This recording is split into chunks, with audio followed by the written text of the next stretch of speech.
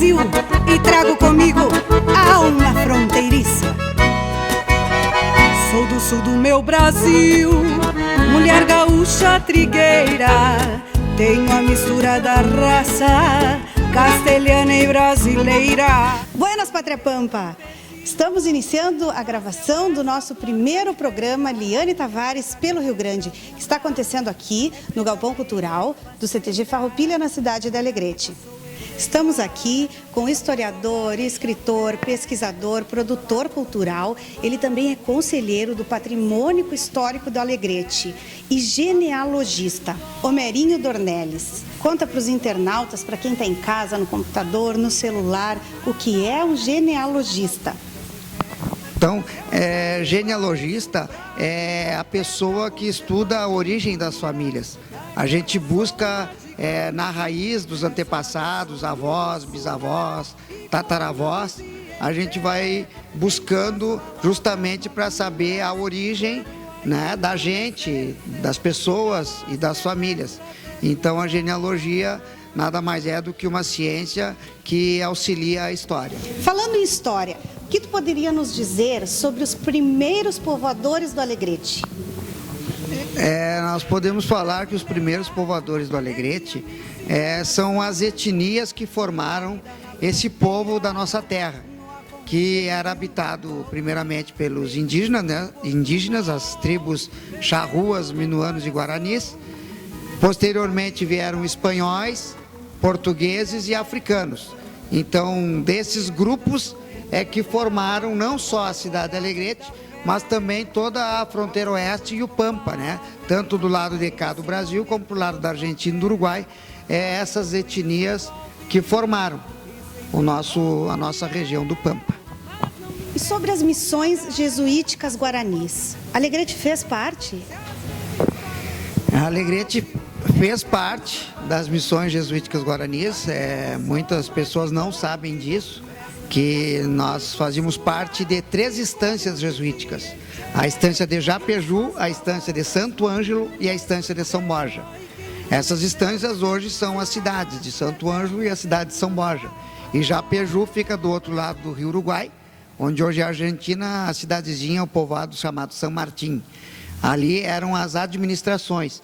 E aqui, no território onde hoje está o Alegrete, e grande parte da fronteira oeste, como Quaraí, Barra do Quaraí, também Uruguaiana, faziam parte dessas instâncias, porque no início, depois que surgiu o Alegrete, estas cidades, né, não sei se muitos sabem, eram distritos do Alegrete, depois que se emanciparam. Mas antes de existir o Alegrete, eram as instâncias jesuíticas que aqui existiam. E ficaram muitos resquícios aqui no nosso território, que são os grandes mangueirões redondos de pedra que existem nas nossas instâncias de fazendas e também algumas cercas compridas que existem no meio dos campos.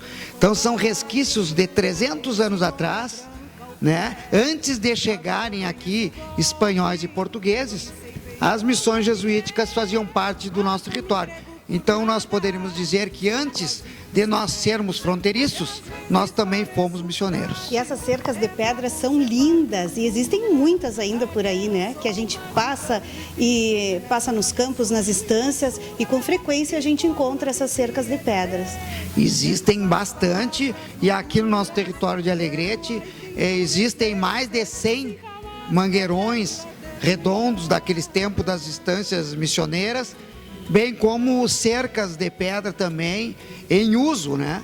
Não só existe, como estão em uso também pelos fazendeiros e estancieiros aqui do nosso território. Que interessante. Nós sabemos que a Revolução Farroupilha é um assunto de interesse do povo gaúcho sempre. Qual a importância do Alegrete na Revolução Farroupilha?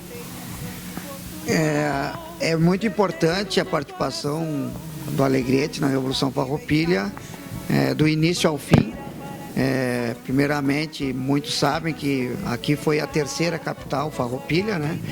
Depois de Piratini e Caçapava. E aqui, durante a Revolução Farroupilha, aconteceram fatos muito importantes para a história da Revolução. Principalmente, aqui foi feita a Assembleia Constituinte Farroupilha e a Constituição, né, republicana, a primeira Constituição republicana do Brasil, foi feita durante a Revolução Farroupilha em Alegrete no ano de 1842. No dia 1º de dezembro, né, foi aberta a Assembleia Constituinte Farroupilha e aí fizeram essa Constituição baseada na Constituição dos Estados Unidos e também da França, que há poucos anos anteriores a 1842 tinham sido estabelecidas. Então, aqui foi feito, e isso é um fato muito importante para a história não só de Alegrete, mas do Rio Grande do Sul e do Brasil, mesmo porque nós já estávamos separados, né, do resto do Império do Brasil, e aqui já era um país. E aí Alegrete foi a capital de um país. Como era o nome daquele país? República Rio-Grandense. Era o nome do país, na qual a capital era Alegrete.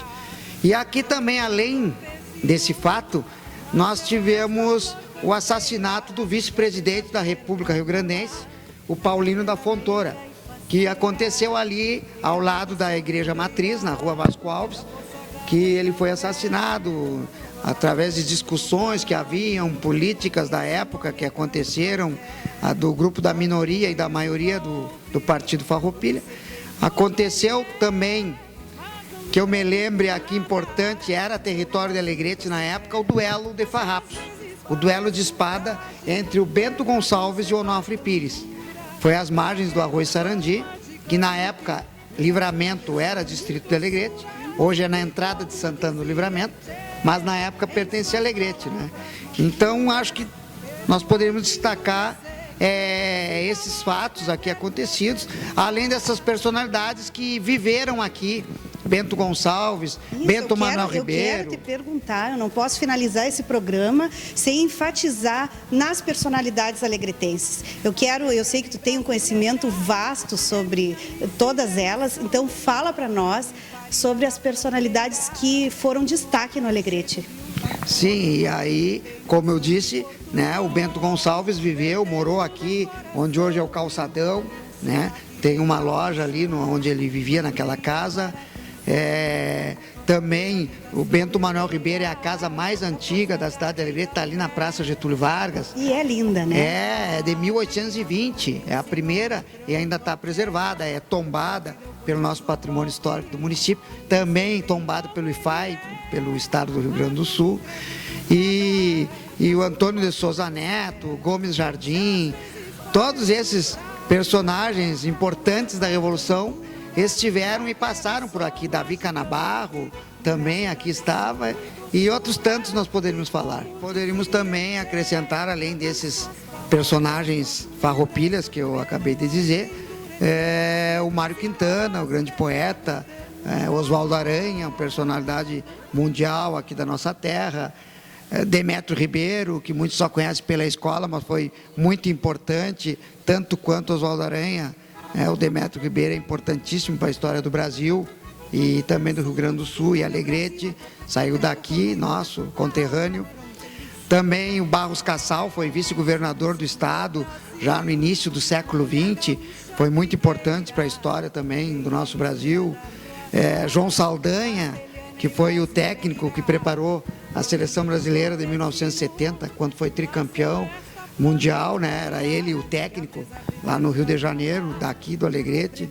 Então, são nomes, né, que a gente não pode esquecer, às vezes estão mais distantes do tempo, mas a gente não pode esquecer também de todos que passaram e contribuíram com a nossa cidade. Sabe que eu venho notando ao longo desta entrevista um detalhe muito importante que eu tenho certeza que vocês notaram também. Ele não está com lenço, nem chimango, nem maragato. Olha que coisa mais linda o lenço que o Homerinho está usando. Então, Homerinho, quero que tu nos explique por que tu está usando esse lenço hoje. Bom, esse realmente não é nem maragato nem chimango, mas é um lenço farroupilha. É o lenço que foi usado durante a Revolução Farroupilha. Óbvio que esse aqui é uma réplica, né, do original, que só existem 5 lenços no Rio Grande do Sul ainda hoje, da Revolução Farroupilha, mas eu posso Isso até nos mostrar ele aqui, que é bonito, né? Aqui estão os combates dos farrapos, né? Deixa eu abrir ele aqui. Aqui a gente pode mostrar. É muito bonito. Aqui, ó. É o brasão que foi feito durante a Revolução Farroupilha e todos os combates que foram feitos entre imperiais e farroupilhas. Então, aqui, nesses nomes que aparecem, é o nome das batalhas e dos combates. Com o brasão de armas que foi criado por Tito Livio Zambecari, Bernardo Pires e também o padre Hildebrando de Freitas Pedroso, fazem o conjunto deste brasão que consta até hoje na nossa bandeira do Rio Grande do Sul. Então, Merinho, antes de agradecer pela contribuição que tu trouxe para o programa, Liane Tavares pelo Rio Grande, trazendo para nós, para o nosso público, para as pessoas que estão em casa, para os nossos internautas, um pouco da história do Alegrete, que é importantíssima. Eu quero salientar um detalhe importante, que eu sei que corre nas tuas veias um sangue farrapo. É verdade? É verdade. Bom, além de historiador, realmente sou descendente, tetraneto de um farroupilha que contribuiu durante a Revolução, que foi o Dr. Francisco de Sabrito, que foi o primeiro juiz de direito da cidade de Alegrete, foi ministro da Justiça dos Farrapos e um dos constituintes mais votados pelos farroupilhas, que ajudou na Constituição da República Rio-Grandense. Então, ele também é uma personalidade que dá para se destacar e, por acaso, eu descendo dele. Então, finalizando o programa, Liane Tavares pelo Rio Grande, eu quero realmente agradecer a tua presença, Merinho, e nós queremos que tu venha mais vezes, com certeza, trazer mais informações sobre a nossa história, a história do nosso estado, que nós sabemos que é riquíssima. Obrigado, Merinho. E eu que agradeço a participação e uma honra ter sido convidado neste primeiro programa e quero desejar que seja de muito sucesso esse programa e deixo um grande abraço a todos vocês e muito obrigado.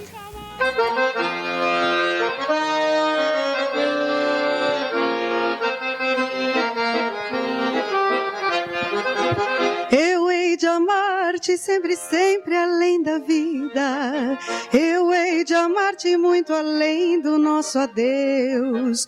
Eu hei de amar-te com a esperança já extinguida, de que meus lábios possam ter os lábios teus.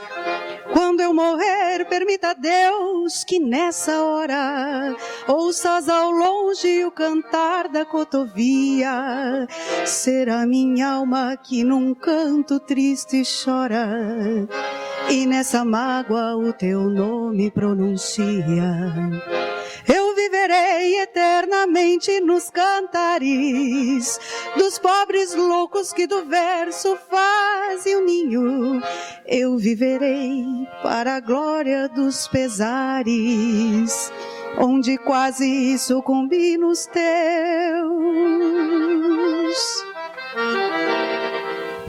carinhos.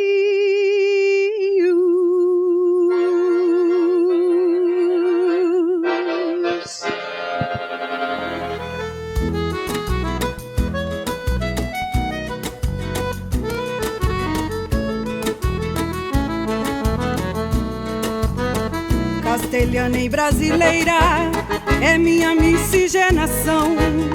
Fui parida na fronteira, no aconchego de um galpão.